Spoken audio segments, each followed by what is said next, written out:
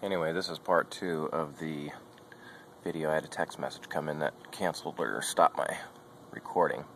But anyway, maybe you guys can help me out with this. I am currently looking for a vacuum diagram. I already found the wiring diagram, which I guess is separate from the vacuum system. Anyway, I'm going to let you hear this a couple more times.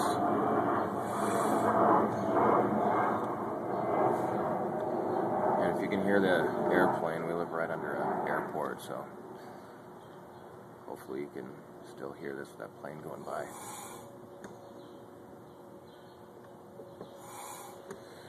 And that's pretty much what it sounds like.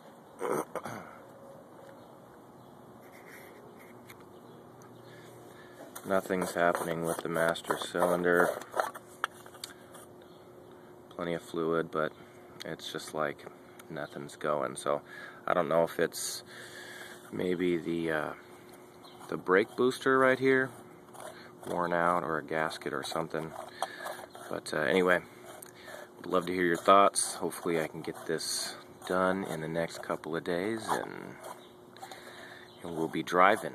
So thank you everybody for your help so far. This is Nick, and hopefully we'll talk to you soon. Alright, bye.